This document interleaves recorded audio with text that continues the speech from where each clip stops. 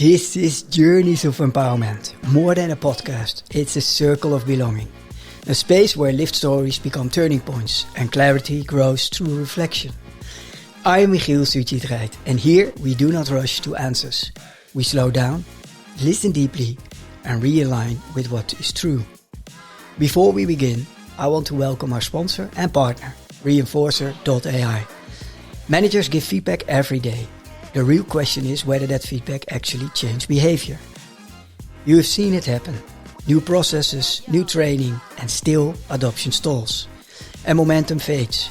Not because people do not care, but because insight alone rarely turns into new habits. Reinforcer.ai operates at the intersection of enablement, ethics, and habits. Right where insight either fades or becomes sustained change. By analyzing everyday conversations in one-on-ones and team meetings, it helps leaders see what reinforces the right behavior, what misses the mark, and what to focus on next time. Built on proven behavioral science, Reinforcer.ai makes practical, ethical, and part of daily work. So progress does not rely on good intentions, but on better feedback. If you want to improve behavior where it actually forms, you can learn more at Reinforcer.ai. What if becoming yourself is not a breakthrough moment, but a daily decision, especially when it would be easier to shrink? In this episode, I sat down with Rumailah Burden-Tuuk, an AI advisory solution consultant at ServiceNow, and someone whose presence stopped me at the moment we met. Not because she was loud, but because she was grounded, steady, unapologetically herself. We spoke about becoming a mother at 19, and how responsibility became a catalyst rather than a constraint. About being underestimated and choosing not to wear that as an identity. About intuition as something you learn to trust through action. About navigating power, credibility, and a voice as a woman in tech. And about ethical AI, not as a theory, but as a care in practice. What stayed with me was this: your starting point does not define your ceiling. And the sentence that keeps returning is simple: I am becoming my truest self. As you listen, notice where you might still be dreaming yourself to belong, and what could shift if you choose yourself instead. Let's begin. All right. Welcome to Journeys of Empowerment. How are you? Thank you. I am very excited. I'm very much looking forward to this. I have little butterflies. Yeah? Yeah. That's Exciting. nice, that's nice. Maybe briefly share how we met. We met each other at a beautiful event organized at Microsoft headquarters in the Netherlands. And there we met. Instantly we bumped to each against each other almost. It was an insane buzzing environment and atmospherics. Yeah. And actually, I just inserted myself in the conversation. no, That's how I didn't perceive that like that. Oh, that's an interesting one. You were talking to Hannah, and I'm like, Hey. Yeah. But it was funny because it also looked like as if the person you were with, Hannah, was as if you were already long-time friends. Right. And that made me curious because what is it when people never have met before in real life, as you two, but following on LinkedIn and maybe on social media, and she's a public speaker and you reach out to each other, and what is it if it seems like you know each other for years also from the outside? What do you think that is? It's soul connection. It's being completely open about who you are and who she is. And I think that is something that AI or anything, digital can never replicate. Even though there is physical distance, the way that people meet the way I met her. It was through social media. She saw my post, I saw her post. We started commenting on each other's posts, full of encouragement, genuine encouragement. And that's how it started. And that's where you actually see that is what makes us human as well, is being able to transcend the distance and connect just by being your truest self. And I think that's beautiful. Is it then that if that deep connection is there, that it's also, is that, do you think, part of why other people, and I didn't even know you, and Hannah only met, one time at another event, how is it then possible that I could see that? What is that that radiating part? Why it looked like? What makes it visible? I mean, people are naturally attracted to positivity as well. They want to be in the proximity of positivity, especially people like you, right? Maybe not everyone, but especially people who listen to these podcasts, and people like you and I. So when you see the magic between people, how they talk to each other, how they uplift each other without speaking, but it's just their body language, it's the energy that they create together that attracts the right type of people. Yeah, it's interesting what you've just mentioned, that it's in the little interactions also between you two, which made it seem for me like, you were already besties for years and so in tune with each other. It's also a sort of attunement it's funny. So isn't that beautiful? Yeah. That you never know who you're going to meet tomorrow at any given age. Because I mean, I'm 36 plus. And I've met her just recently. So isn't that just very beautiful, not knowing who you'll meet at any given point in your life? What would you love to know for when it comes to the future? What would I love to know? I would love to know if I have been able to inspire a lot of people to take a chance on themselves. And many other things. I would love to know what my children will do, where I will live, if I've reached my goals, if I'm living my purpose. What is your purpose? Well, we talked about it earlier. I would say my purpose, in just a couple of sentences, because I have many different purposes as a mother, as a partner, as a wife. But I would say definitely my purpose is to inspire as many people as possible. Inspire men to see what women like me are capable of, how important it is to also be that role model for the new generation, for anyone within your proximity, for your children, for your sons, your daughters, and also for a new generation of women. I hope to inspire them. That's really the main goal of what I do. I hope to inspire my daughters to feel empowered, to develop their inner voice, and live their purpose, shape their purpose, do the things that they want to do, and be their unapologetic self. Big words, right? Wow. No, I think that's interesting, because if we flip it around, it says already a lot about you. Oh.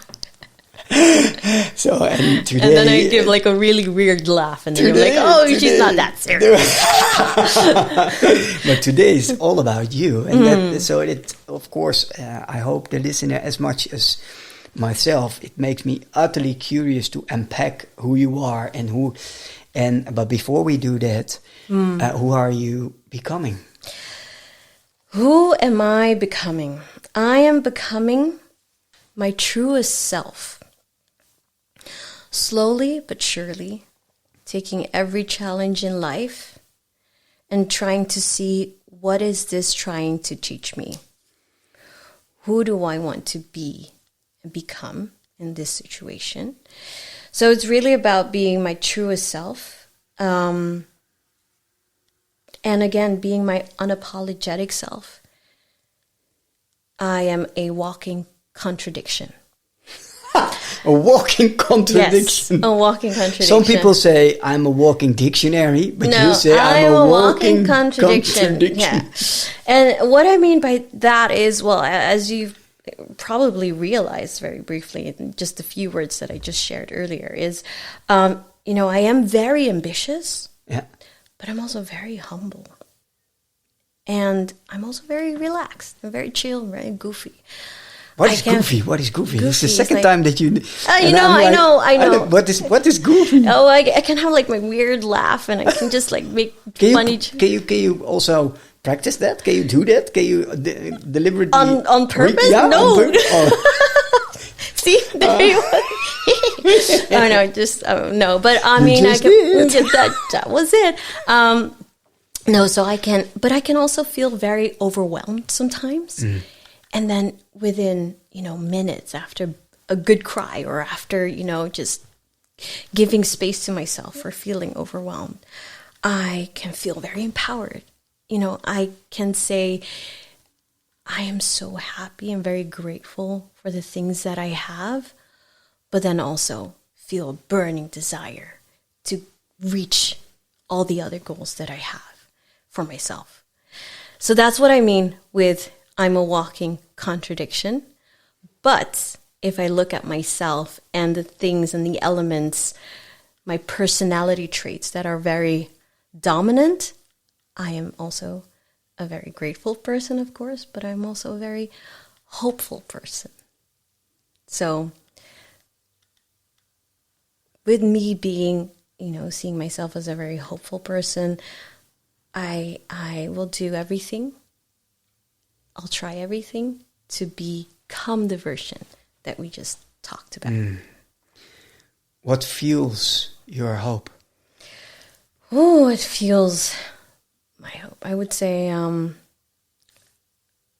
probably that goes back to some of my core values. So our first conversation, we had like an introduction conversation because you reached out to me in the moment at that event, and you were like, are you interested to get on my podcast? And that was the first time actually anyone has ever asked me to get on a podcast. And I've always been very excited to share my story. So, but it did require me a little bit of soul searching and trying to write down for myself of what I want to give to the listeners, and also having to write down or define some of my core values, right? So what fuels me is, one of my core values is to inspire, what I mentioned. So everything that, I go through, I see that as a learning opportunity. So in order to get those transferable skills, because you can be so successful, but and you can have all the great stuff, and you can have all the titles, and some people may still feel very empty. They don't know what they're doing it for. And I think it would be such a shame if you have reached so many great things in life, but then the picture that you paint is, but you still cannot be happy here. And you still don't feel enough. And you still don't feel enough. It doesn't have to be that way. I would say, like, if your core value is you want to do this because you want to inspire, and so you have to make sure that you can develop these transferable skills and transferable knowledge that I can share to my daughters, to the listeners, to everyone that I get the chance to train and develop and guide, that's a core value of mine. So that fuels me. But other things that fuels me as well, and again, going back to being my unapologetic self, is I also like to see the beauty in everything. So if you know me very well, you'd know that I like to make things extra special, extra pretty. I also like to ensure that the aesthetic part evokes a certain emotion.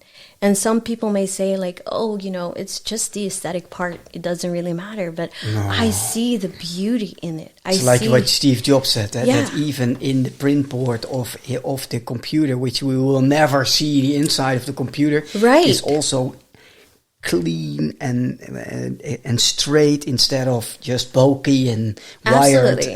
And I think he's one of the first who really understood the power of form, the power of lines, why their smartphone, why the Apple has been such a favorite. It's the emotions it directly or indirectly evokes for the user, for the person holding it. And so that is also a core value of mine.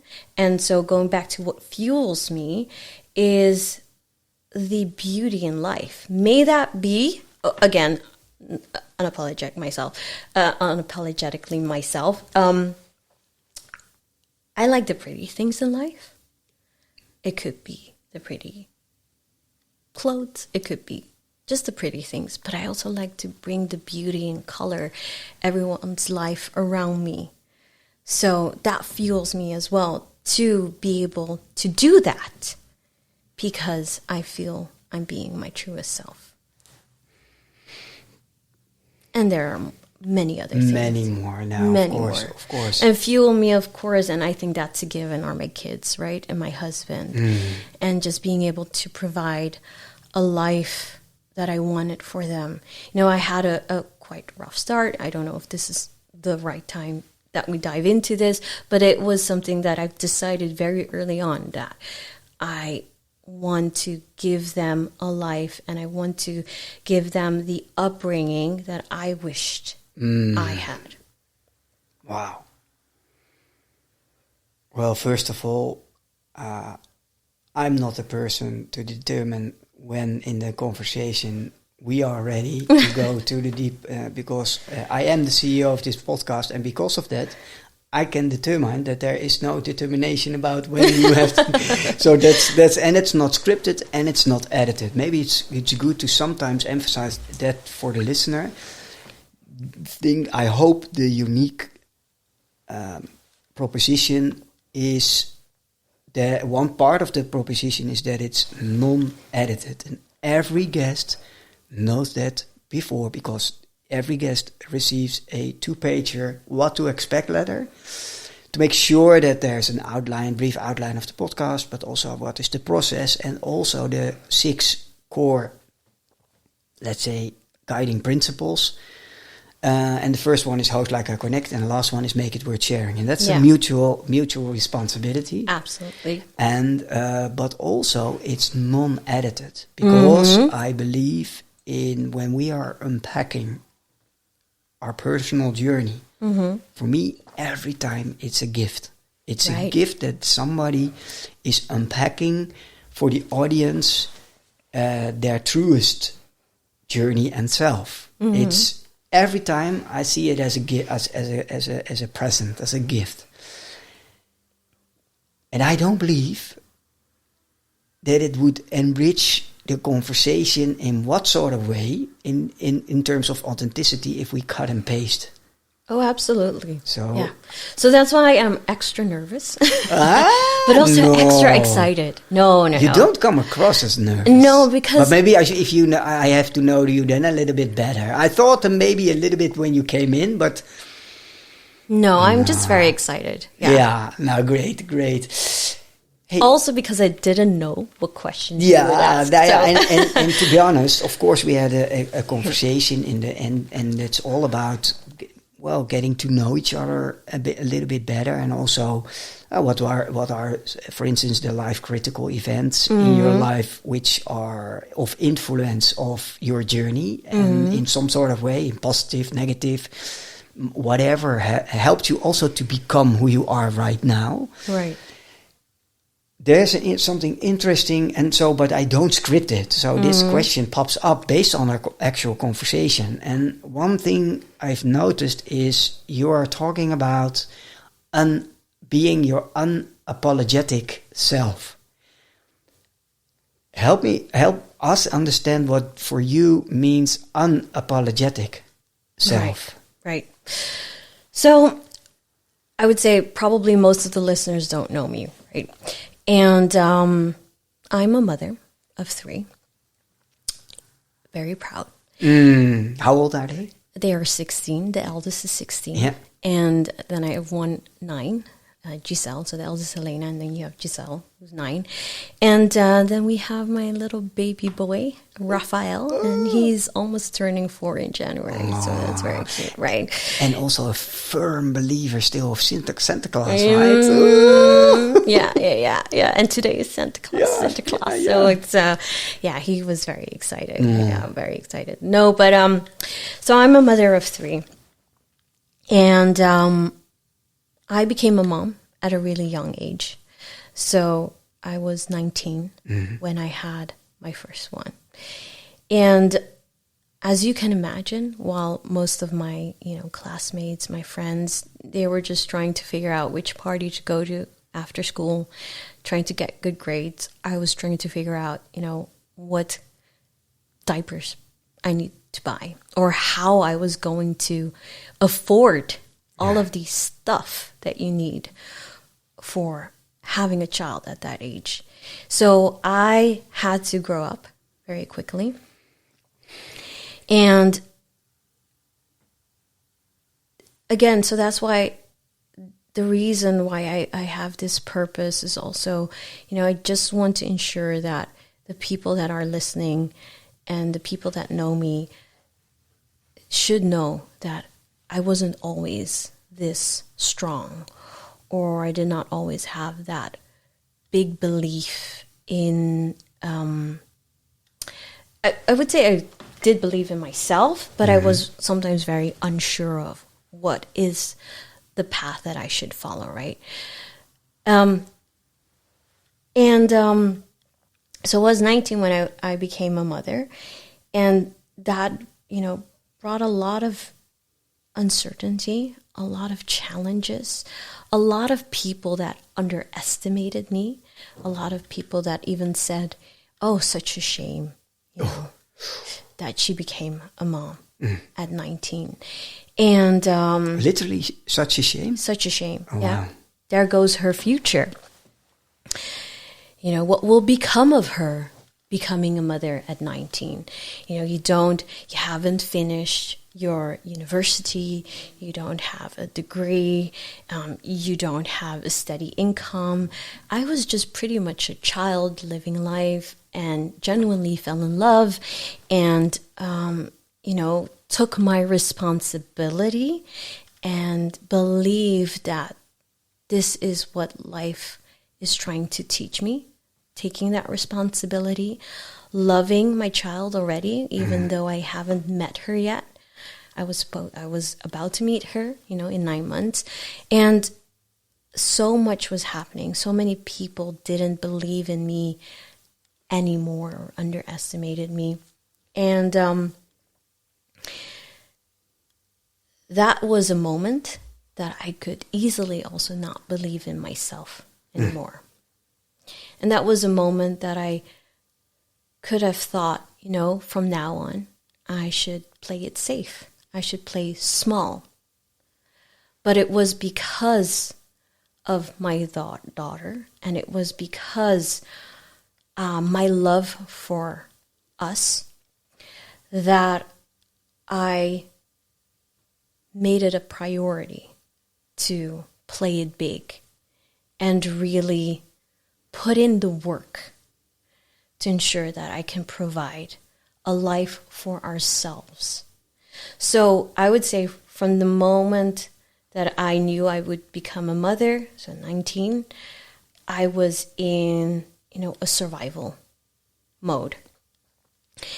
And I see you looking at me. No, yeah, no, I'm that's me.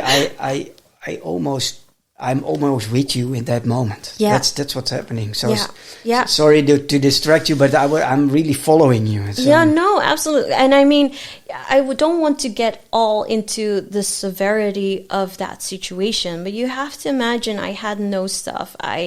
It was on good graces of the people that did love me that I had a roof above my head. I had my parents, I had, my siblings and my best friends who all chipped in. So I had a stroller for her, and I was so proud of the stroller, and I cried when I had my baby shower.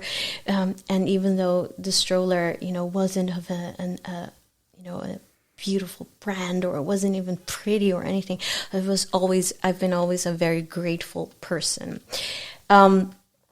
So from that moment, I needed to be mature. And that's where, when you're 19, you are not mature. You need to set yourself aside. You need to get on survival mode. And you need to use your brains and think, okay, how are we going to turn this situation and be able to go from survive to thrive, right? And not even thrive. Thrive was not even part of my dictionary yet. It was just like, okay, I need to ensure that I could, put food on the table and we could make ends meet.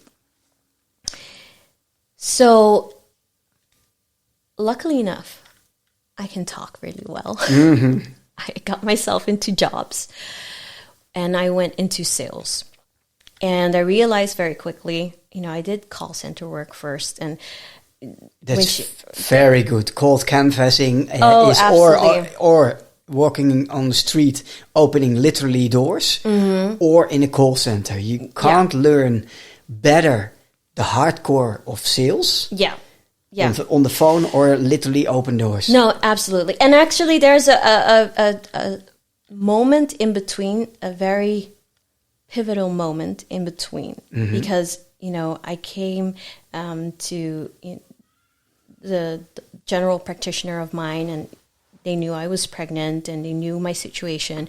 And she said, you know what, we have this circle for teenage moms that they can go to, and you can get the guidance to get yourself, on both feet.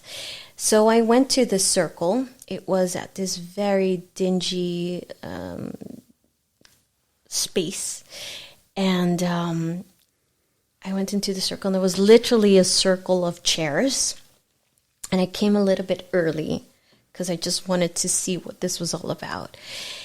And nothing against the circle, because I think it's very beautiful that there are circles like these and spaces like these to help women in those situations who may not have anyone, not even have parents or best friends to guide them. I was highly pregnant, and I heard some conversations, and it was very, very sad to hear how these women thought of themselves and thought, I should just play it small. I should play it safe. And it was in that moment of what I heard these women say to each other and to themselves, and the energy that was in the room, that I said, no, I need to do better than this. This is not the proximity that I want to see myself in. And I took a bold chance, and I moonwalked out of there, and I said, I'm going to do this on my own terms. And so And not the distractions, not too much distraction from outside, no, influence from outside. No, exactly. Because imagine being surrounded, having a circle of these women who are already very negative, and then they just talk very negative to you. And being in a vulnerable place of yourself at that moment. Absolutely. You are very influenceable when it comes to certain negative news. What made you decide, before we go further, what made you decide to moonwalk out? What was that? That was, I think, my intuition. that was the voice that I did have, my inner voice that my parents have instilled and have trained me to develop in my early years that said, is this you? No, moonwalk out of here. But in that same meet, so help me out. So in that meeting where you were supposed to join and you heard the over talking about the negativity, it wasn't starting yet. No. So they were just in the hall. But in that specific moment, you decided, based upon the hinge you felt. Yes. Okay, but I have to protect myself for these kind of conversations. Right. Let me get myself out of this equation. Yes. In that moment. It was such and you were 19. And I was 19. And you were pregnant. I was highly And you were vulnerable. Very vulnerable. What would you say to the 90-year-old right now at that specific moment? Oh, go girl. I'm so proud of you. Wow. I'm so proud of you. Yeah, because I feel that. Yeah. Yeah. Because there was no one there, not one of my best friends, not one of my parents. No. And that's where it really shows how important it is. It starts early as a parent because you become the voices of your child, of the person you love in these type of moments where it's a little bit of your voice, but it's also a little bit of their voice. So it was my voice that said, no, you can do this on your own. Believe in yourself. Moonwalk out of here. And you know what?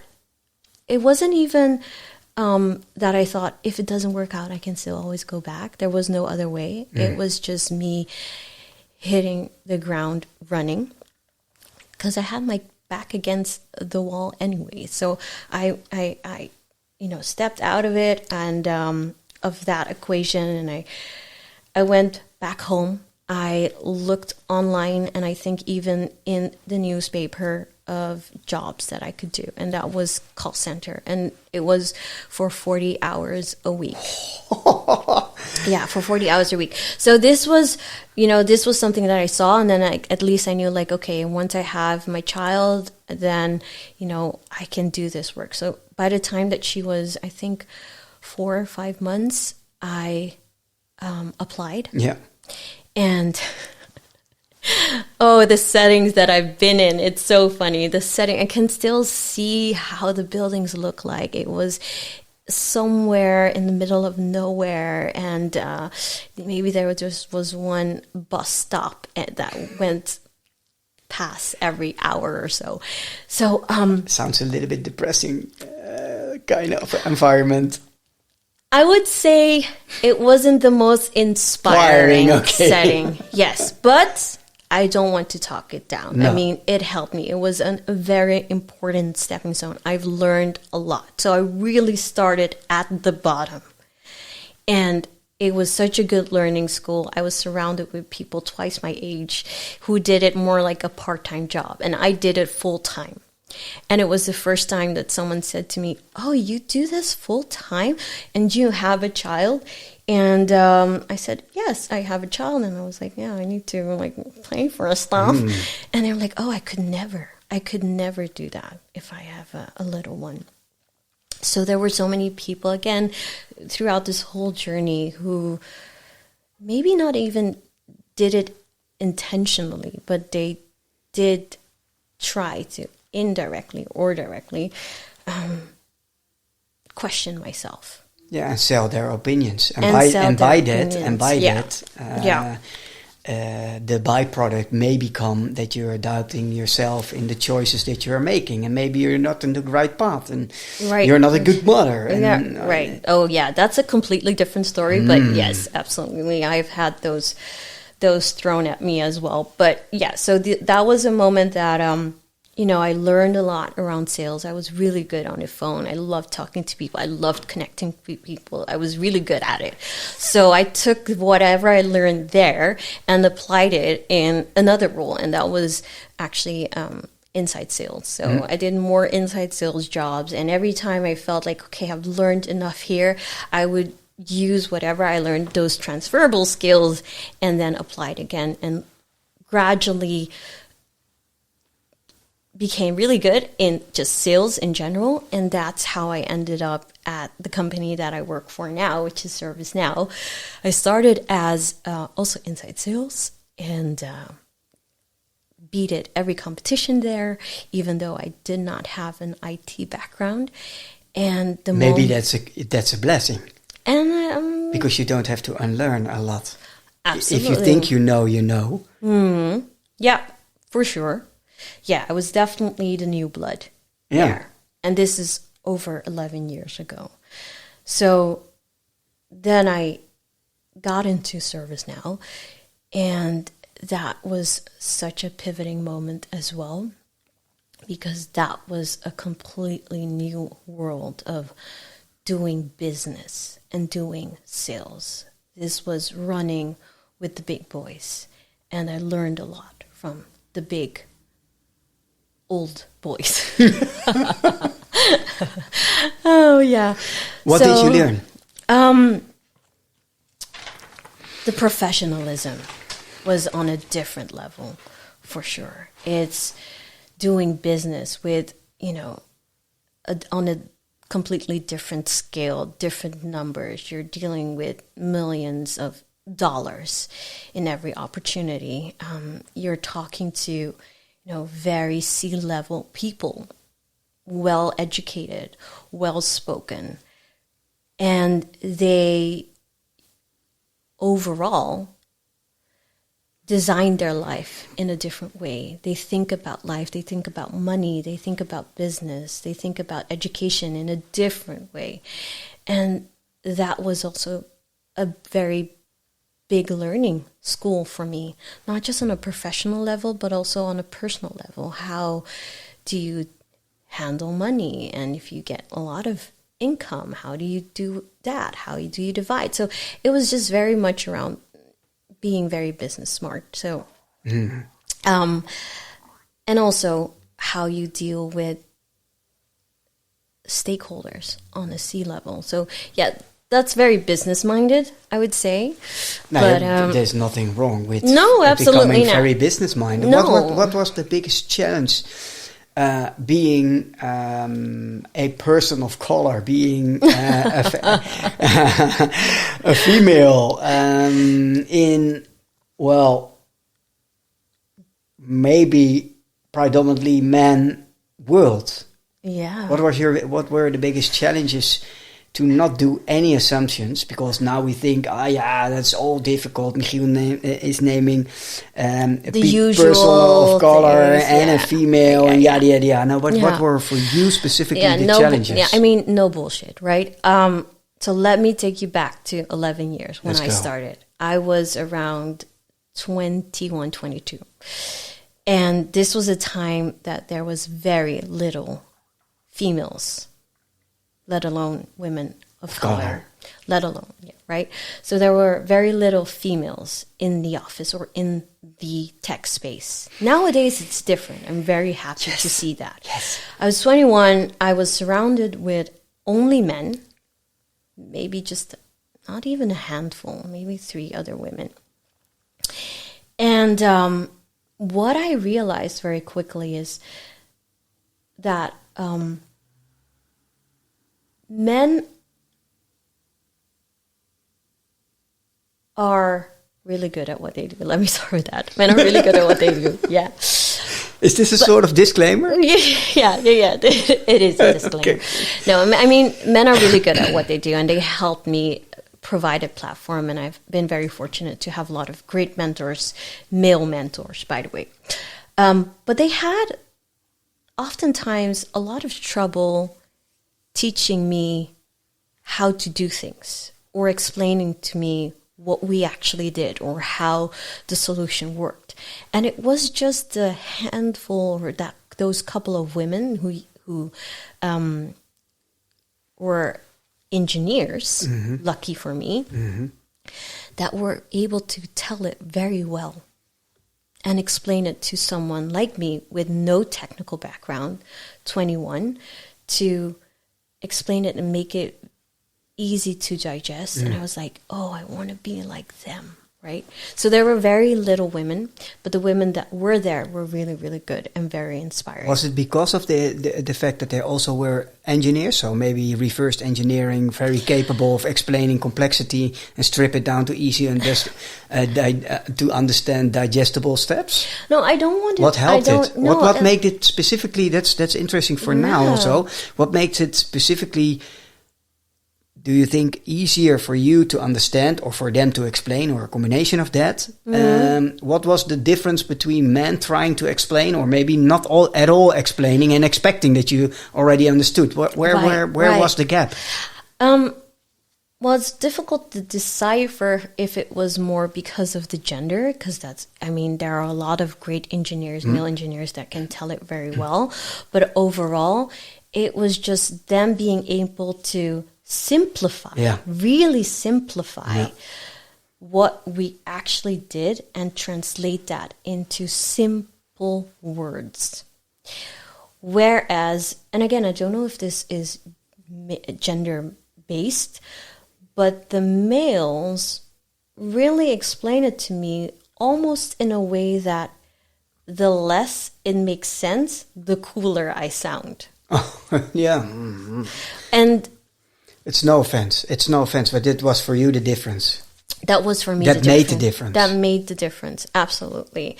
So it was because of these female engineers, and I came in as, kind of the junior inside sales that did a lot of the sales over the phone, that I knew from that moment I want to become an engineer.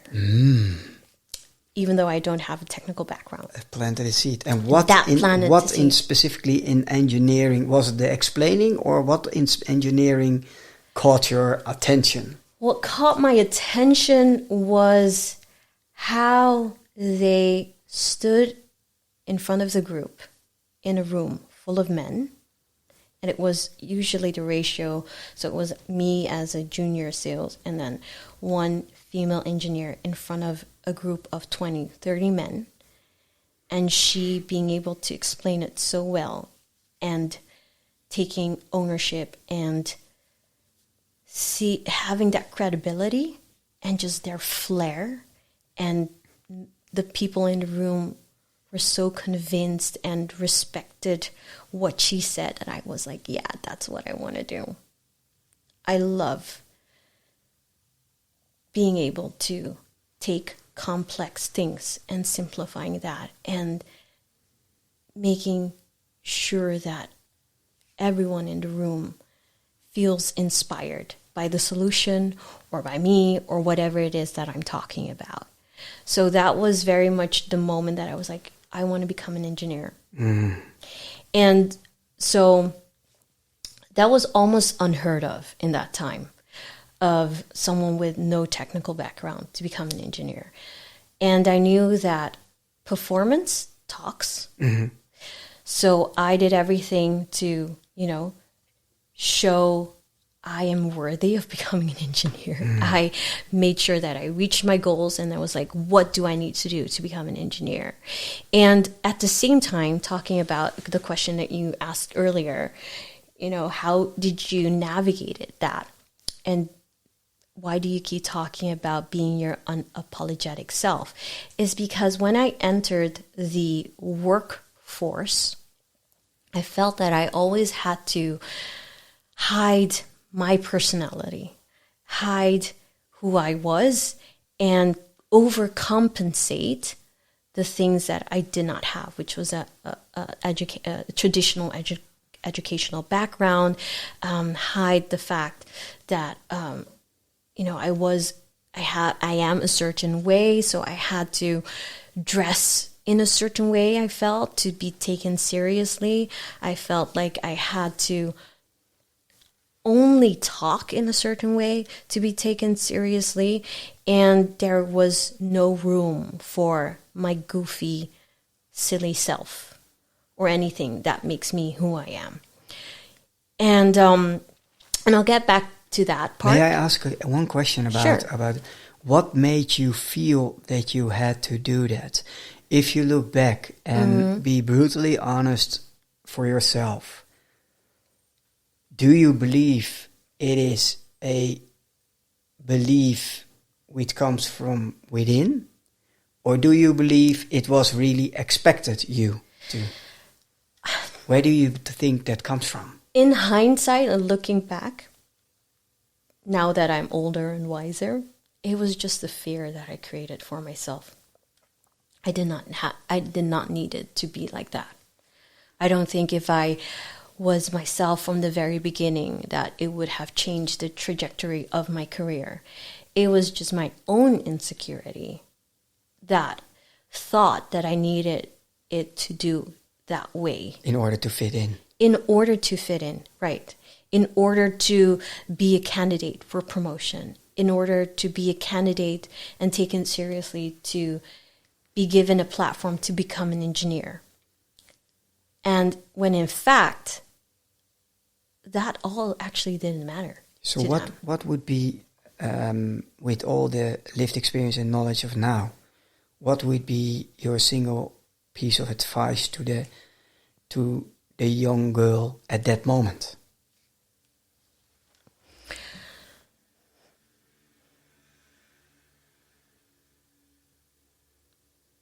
My words to that young girl is, you're doing great. You're doing really great. And I get where you're coming from, because you're coming from a place of good.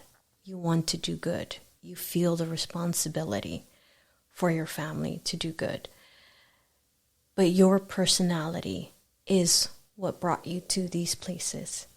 It's because of who you are, that people feel attracted to want to have you in their circle. Mm-hmm. And I just needed time to realize that.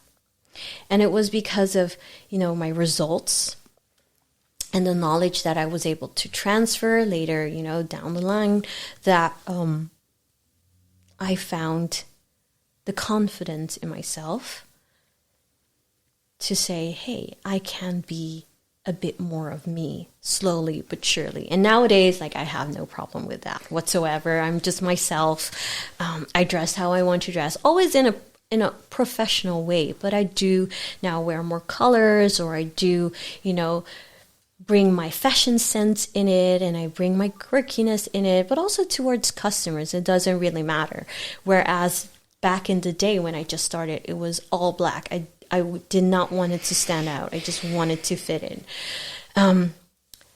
But it was because what I didn't know in parallel, because I was the young girl who pulled everyone's jacket. It didn't matter if you were a senior client director or if you were a VP. If I saw you, I would talk to you, and I would say, and just be very vocal about, hey, I want to become an engineer. What are the tips that you could give me?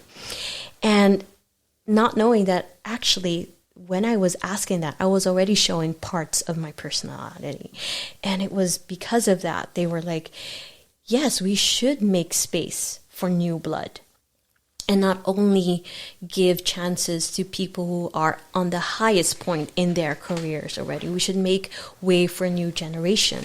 So they created a whole new program for people with no technical background to be given a chance to become an engineer. So I was the guinea pig, and I did very well. And starting there, they started a whole academy because of it, for all new young blood to be given a chance to become an engineer.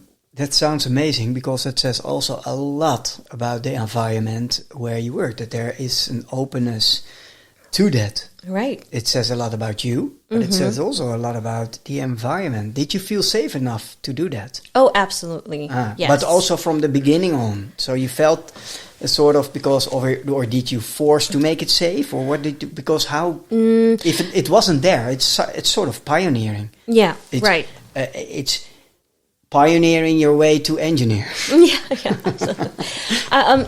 In my time here at ServiceNow, I have had a lot of different managers, and some were really, really great. Others were, less great. And it was those great ones that really helped me in my career. And so I hope for the people that are listening. You don't necessarily need to resonate or feel identified with my story. But if you are a leader in what shape or form, it's because of you that people can reach or unlock their true or full potential. So I've been very fortunate to have mentors like that and managers like that, that became my advocate for the people higher up in the organization to be able to be given a chance or chances like these. Sort of champions and sponsors within the company. Right. To help you and then what? Because you were the first one on the path to become an engineer. Mm-hmm. So are you an engineer? Yes. So my title officially is called AI Advisory Solution Consultant. Whoa. AI Advisor Solution Consultant. Say what? Right. Say what? It's like, say what? So advisory. Your title is already for me very intimidating because I'm just Michiel. No, you're not. and so, but deconstruct that. Yes. So ServiceNow is known as the AI platform for business transformation. So think of everything within your organization that you could transform, that you could make more modern, more seamless, more faster. That's where we help. So there isn't actually probably isn't a G2K company that isn't using ServiceNow internally in some areas of the business. So that first is what ServiceNow does. Then, obviously, AI, because I help define. Is AI new? What is it? It's absolutely not Let's new. Deconstruct AI. Let's deconstruct AI, right? No. So you have so many different generations of AI, right? And now we are at the part of agentic AI. But that for another conversation, because I can get really into depth around that topic as well. But advisory is basically you help advise customers in defining their strategy moving forward, how you can create that environment within your organization, within the different business units. And solution consultant is, I am always thinking of how to turn challenges, problems into solutions. So yeah, a very long title that still does not entail everything what I do, but I am talking to a lot of different companies from different sizes, but mostly large enterprises, to help them define their AI strategy in combination with either a business domain, so may that be IT or HR or facilities or legal, because within each domain, you have different challenges. You are dealing with different systems, different strategies, different people. And so I help define that for them and translate that into our solutions. And what makes you good? I hope, that's my humble self, that I help simplify things for them. Because there hasn't been a customer that said, oh, we have a very simple environment. Only to discover that it's a legacy big case. No, exactly. Yeah. They always say, we have a very complex environment. And usually I'm there to say, it's okay, it's normal. That's part of your growing pains. Let me help you simplify that. And these are the steps that you can take. And it's not that I wish it was that easy. It takes over a year usually to help define that, and dozens of workshops and stakeholder meetings to really create that governance model and things as such to get there. And you need obviously also the right resources. But I love doing that. I love helping customers, simplifying things for customers. And in a way, again, that's why I think I've been there for so long, really making a positive impact in the world. With your engineering mindset. Right.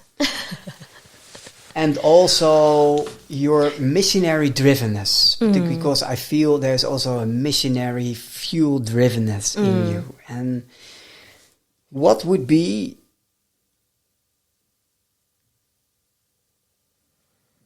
the most and the closest by heart change in the world you would see fixed by engineering?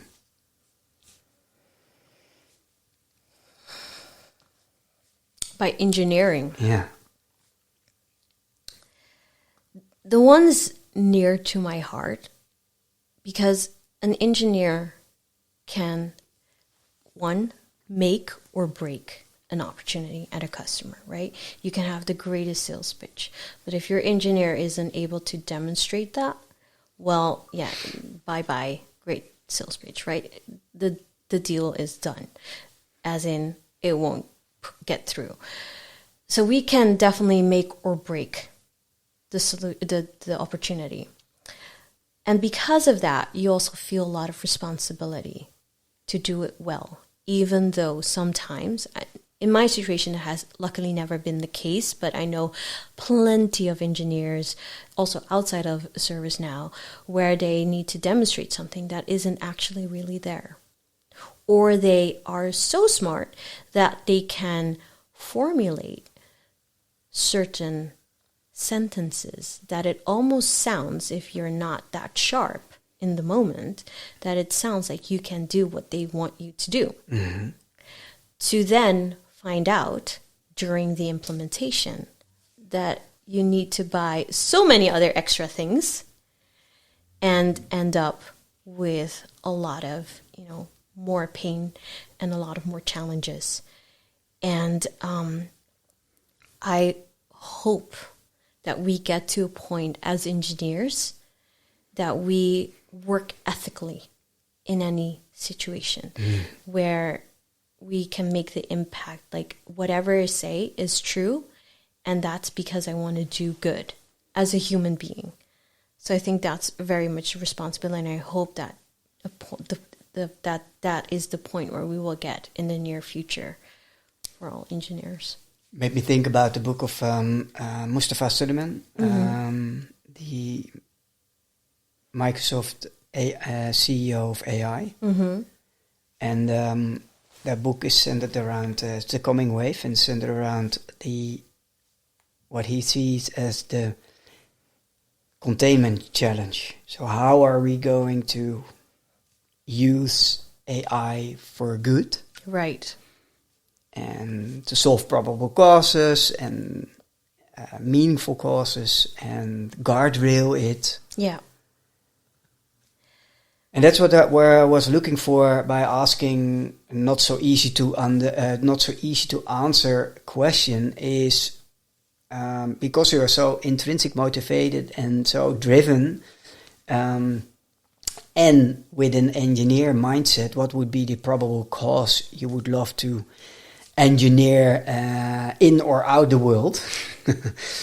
But it would be something centered around ethical use of technology. Absolutely. Is that right? Yeah, absolutely.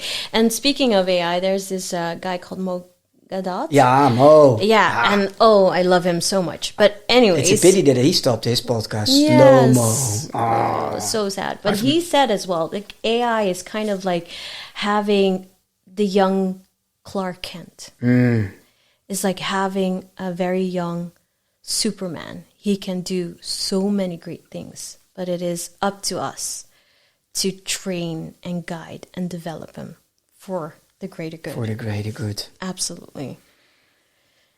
Yeah.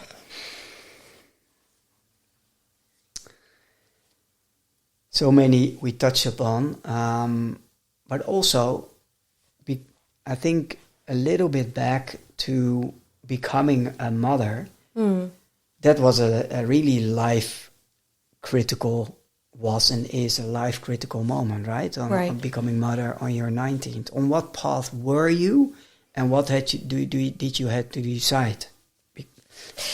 Yeah, so that's a really good question. So, I'm more than just a mother, obviously.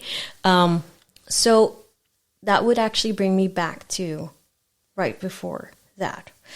So from a really young age, so I am the product, I am a child of two immigrant parents, both from the Philippines. They actually met here in the Netherlands. So my mom was a nurse, and back in the 80s, we had a lot of, there weren't enough nurses here. So they recruited nurses from abroad, and my mom thought, well, let me go and come to the Netherlands. And my dad used to work for Shell as a petroleum engineer, and he had his chance to work here. So they met here, and they had 4 children, and it was a very loving home. And having 3 other siblings, that also teaches you a lot, especially around being humble. And the dynamic, we were always very close. But even though, it was a very loving setting, until it wasn't, because my parents eventually got divorced. But it was a very loving setting. Yet, I don't know if it's that generation, if it's tied to that generation, or if it's typical, Asian culture. But in their generation, and the Filipinos in general, are raised to obey and behave and be good.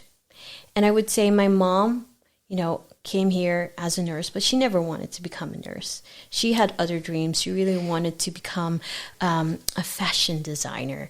And she was really, really good at it. So she would make for her friends their wedding dresses and embellish these dresses by hand. And my dad, had so much love for her. He created a small little atelier in the attic. And then just, so she would have a space to make all these dresses. And so from a young age, I saw how hard my parents worked, how they've set aside their own dreams and wishes for the greater good, of course, for their children, for their family. But they always were also very honest about how they regret not being able to do the things that they loved to do.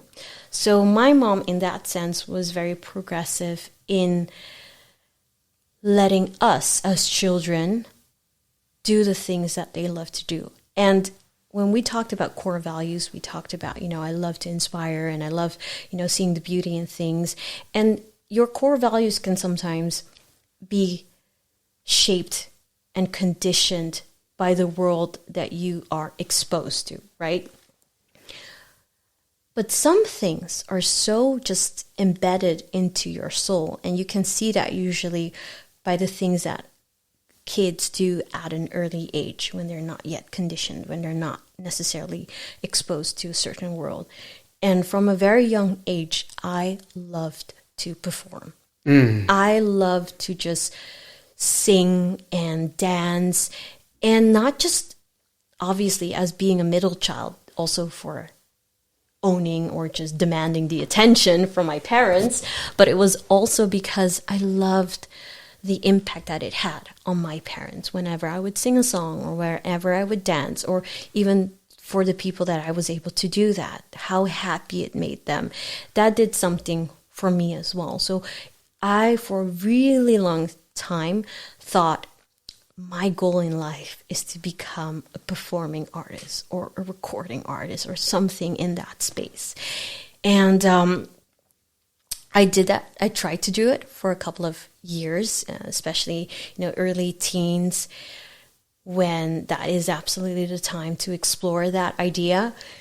So for so long, I thought, okay, I'll become a performing artist. This is what I'm going to do. And then to realize that I was becoming a mother at the age of 19, and absolutely no regrets. And I say this, and why I'm sharing this is because I have a daughter now of 16, and sometimes she says, I don't know what I want to do in life, or what if I don't reach my goals? And there are a lot of insecurities and things that she's fearful about. And now, because I've gone through these things, and again, talking about transferable knowledge, sharing, it's okay that you just need to listen what your path should be. If this is your drive, if this is the burning desire that you have today, follow that. But if there will come a moment where you need to pivot, where you need to take a different route, that doesn't mean that you failed. It just meant that something else is waiting for you. And then I can talk about my story of how my life has changed the moment that I realized that I became a mother, and that I have absolutely no regrets, because I now see that this is the path that I should have walked on. That gives her a lot of reassurance as well, just to really enjoy the ride of life. Beautiful. Goosebumps. Beautiful. May I share hope? And in that hope, I share a question I have for you. I'm formulating it, so tokens and probabilities, and here it comes.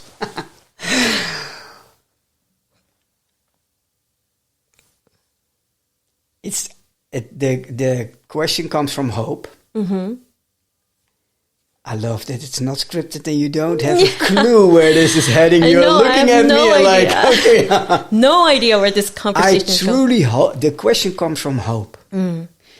My question is, when and where are we going to see you on stage and having a talk, keynote to a broad audience?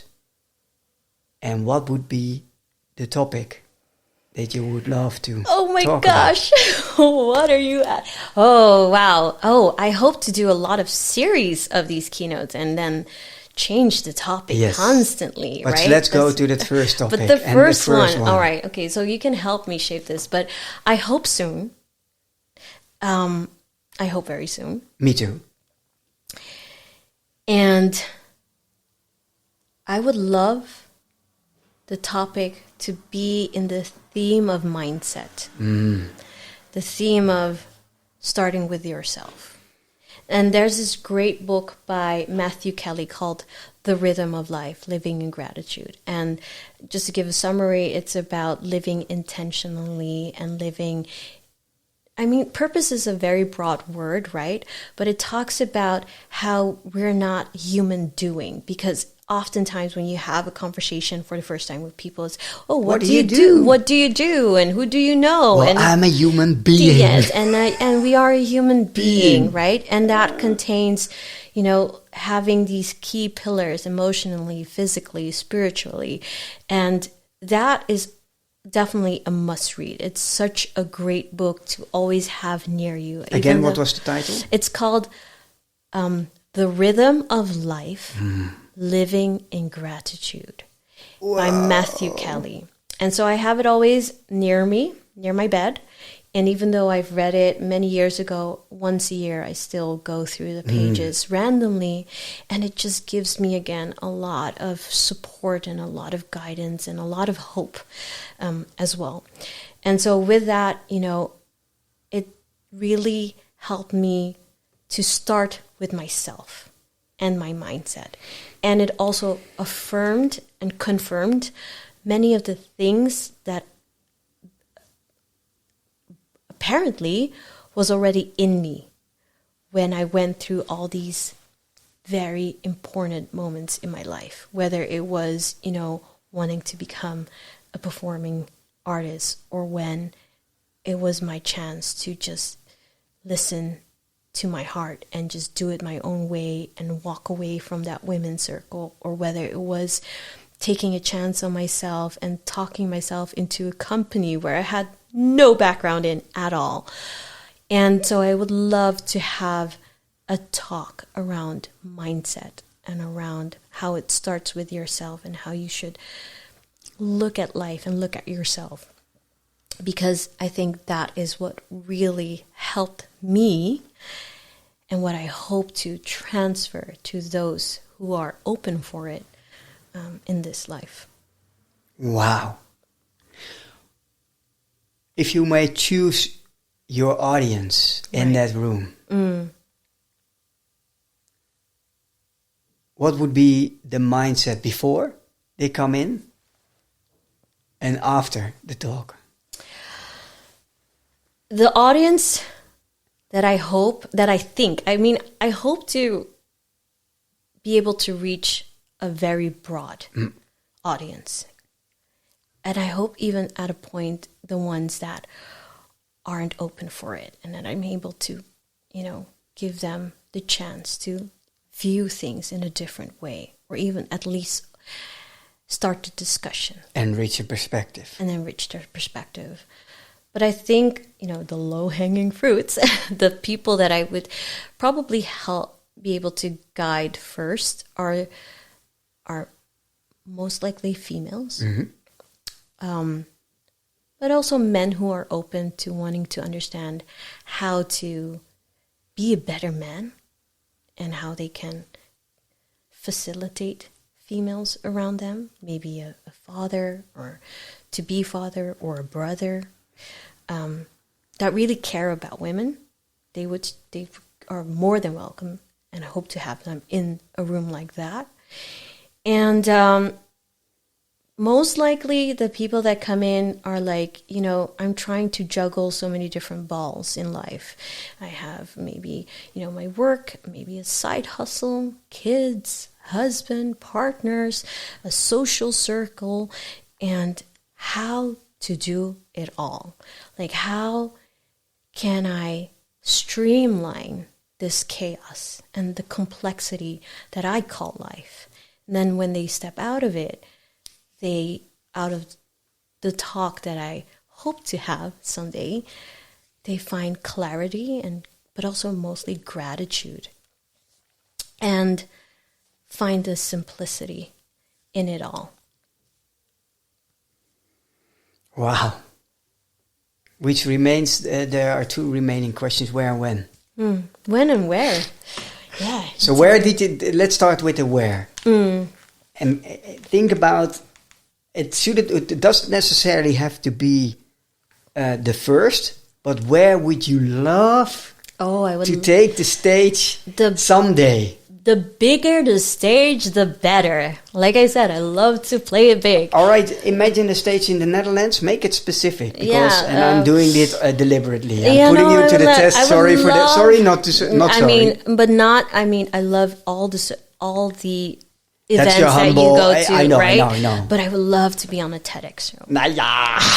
For example. There you got it. Yes, there you absolutely. Got it. That is definitely a big goal.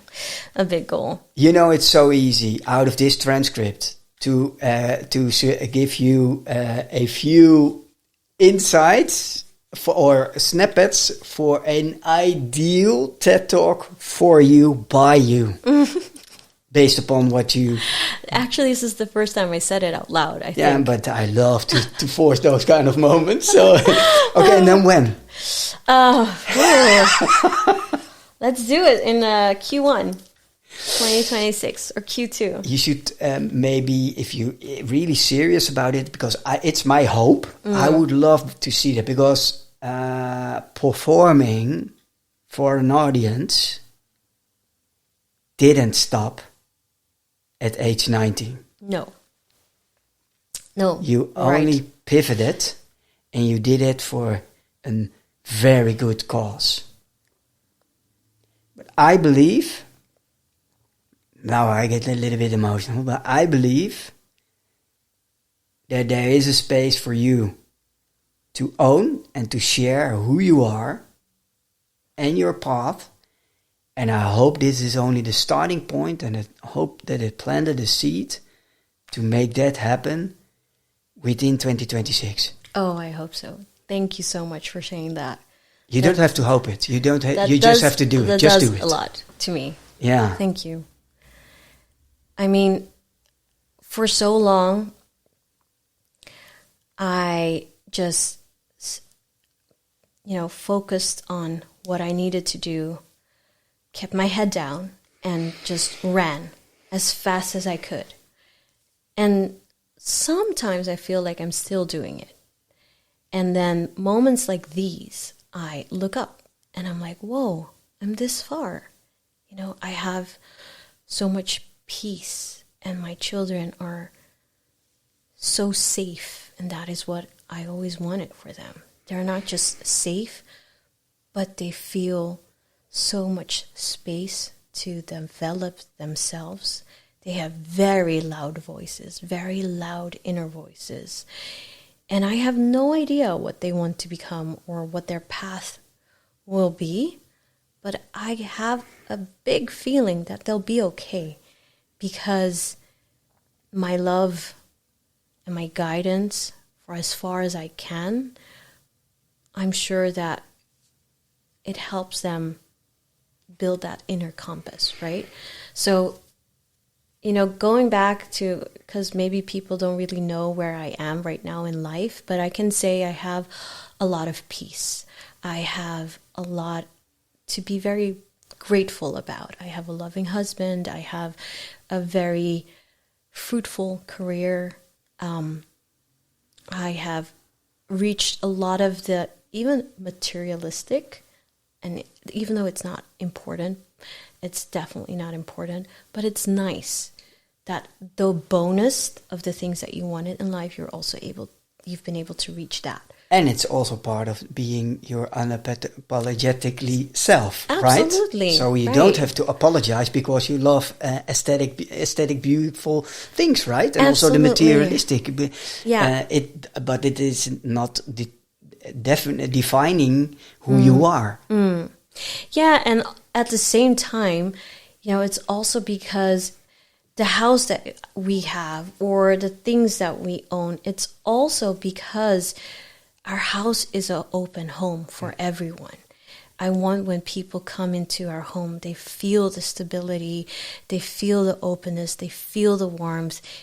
There's always someone cooking. There's always food in the fridge. There's always... It's good to know. When it's, that's good to know. More than welcome, It's the house so where easy. the family loves to have Christmas at, or all these celebrations where we can, open our home for so many people. And that is the real reason why this was my goal. This was one of my goals. To be able to share that again with my loved ones. So it always comes from a place of wanting to open my heart for those that I love. And that's exactly what I would love and hope and love to see also happening on stage. Yeah. Yeah. We're heading towards the end of this conversation. Oh my gosh. And we can easily talk for hours, I guess. But Yeah.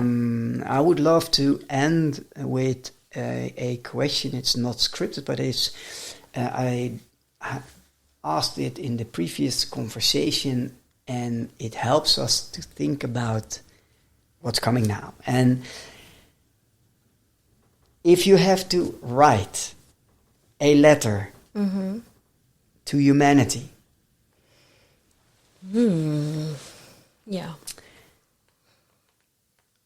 What would be your message?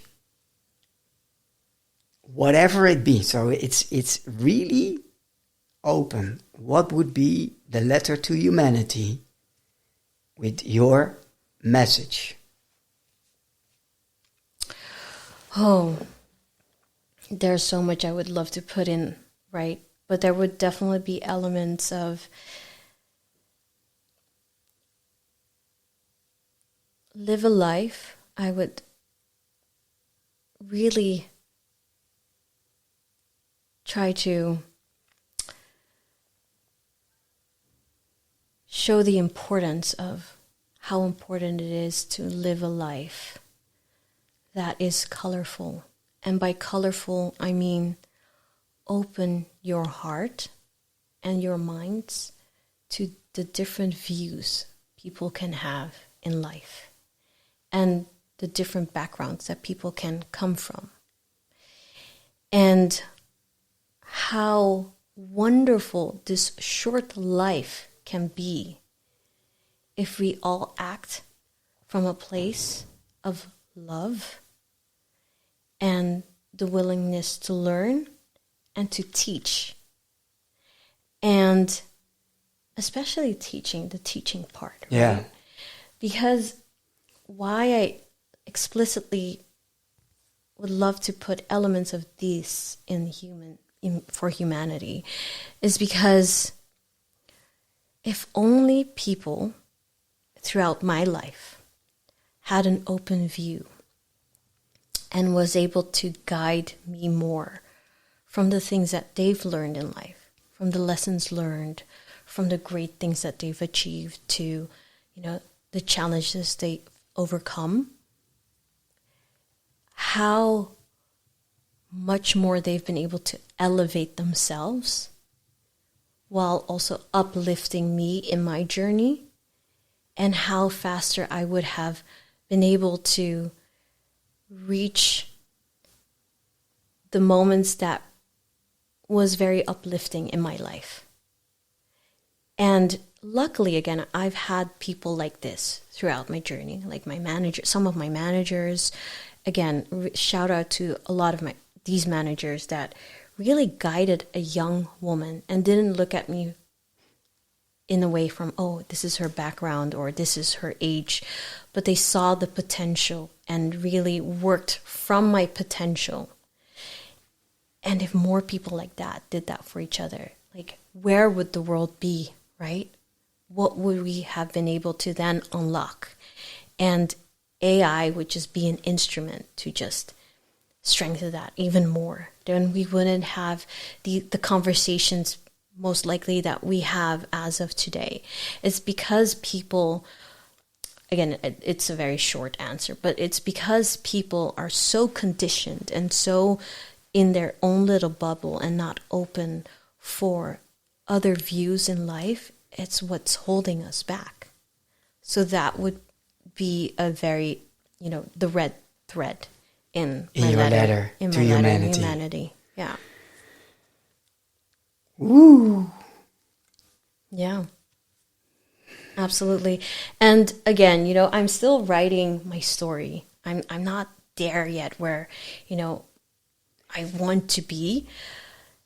But again, this was a moment for me to look up and see a girl, like many girls, who want to just dance and sing and perform and make people happy. Just want to have fun. And want to have fun. And then go through things in life and where life really puts you in your place. And then from that moment, when it's such a forming phase in your life, I mean, especially 19, right? Where so many people underestimate you or given up on you or talk bad about you. It's so easy then to believe that, or then to decide to keep yourself really small while having a little child, right? So I have my first one then, and then go through life and just working with whatever God is giving you at that moment. But every choice that I made was out of love and was out of sincerity. And I think this is a story I hope that resonates with a lot of people. If you've ever felt underestimated, if you've ever felt overwhelmed, it's completely normal. I think everyone goes through it. That shouldn't stop you from just being your truest self, for still doing the homework to get to know yourself, because you still owe it to yourself. No matter what kind of job you have, may that be on the side, or may that be parenthood, because that's your biggest job. You still owe it to yourself as an individual to get to know yourself better, to be that best version of yourself, to feel fulfilled, whatever that would mean for you. But, going through that, and for other people, that means the route and the path is very different. Mm-hmm. But I would definitely say I've had a lot of moments that really hurt me, that I could really have broken me. But it is because of me being very hopeful and gratitude. Again, those two things. That was my guiding principle in life. And so I hope that people can find inspiration from that. Beautiful. And then next time we can talk about how to juggle all the balls in life. No, but I have to challenge, I have to fight the urge of having a ton of questions. So I am allowing myself Right. for the last question for now. Yeah. How much of your guiding values when it comes to gratitude and when it comes to, how much of that do you believe is inherited versus nurtured? So nature versus nurture.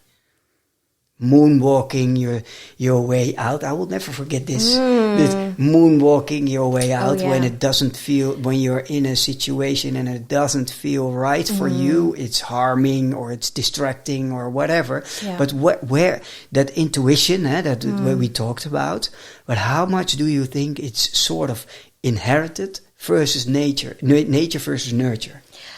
I think in my situation, it's mostly inherited. Yeah, and nature. Yeah. Sorry, not nature. Yeah. Nature. It was very much in my nature already as a little girl to talk to myself in a way that, hey, don't give up on yourself. Do that dance another time. Sing a little bit better. You can do it. And just be very cheerful to myself. So that's nature. But that doesn't mean that it couldn't be nurtured. Because though it helped me, doesn't mean that if you don't do the homework to nurture that mindset, you can do the homework to nurture that mindset. You can be leveraging that part of yourself and develop that as well. So even if it isn't nature, I truly, truly, truly believe that it could be nurtured. Yeah, and also with the right examples around and you, with the right examples, and find the examples that you identify yourself with. So I said it's nature for you. Mostly. Yeah. But there are definitely big parts of it through podcasts, through reading, through the love of my family, love of my siblings, love of my partner, love of my parents, that also nurtured that part. That only made it grow. Because it is a small seed that is, in me, it was already planted, but it can still plant. And then you need all the external things and all these things to make it grow and make it stable. Beautiful. May I ask the last question? You can ask a lot of questions. Yeah, I have so many questions. I still so many questions, but the last question for now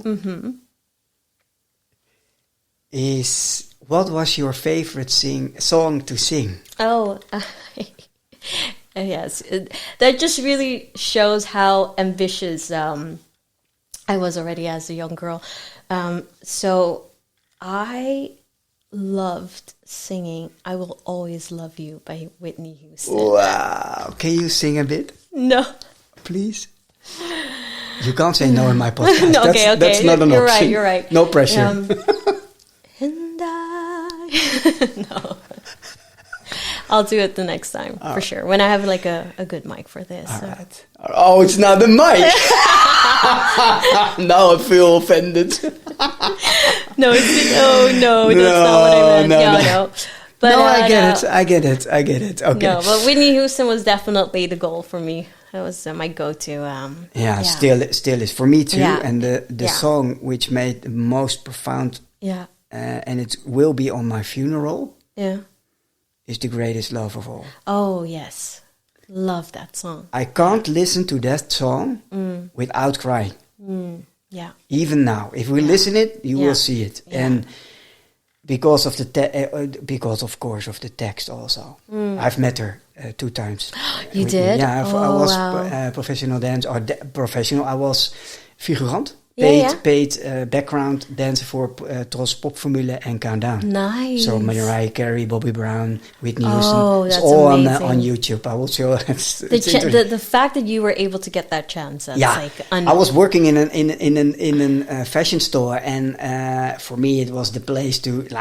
It was fun. It was on the Thursday night and a Saturday, and I got scouted by a recruiter, and he was like, "Hey, but maybe this is interesting for you," and that was the starting point. It was amazing, and it was easy money. I can keep the clothes we had to wear, and I was picked up with a limousine, and I was only 16. Wow! And then I get broadcasted on the television. That was. Can you imagine what that opened? Oh, absolutely! I would have loved to experience something like that. That was interesting. That's time. Yeah. Thank you very much for. Thank you. And I almost forgot to say, and I needed to just name drop her because we talked about managers that believe in you, right? Who was the One role model? One of the names was Sasha Martina. This is my sister. Yeah, I mean, she took a chance, and back then I was even much younger. I think I was 9. No, I was 20.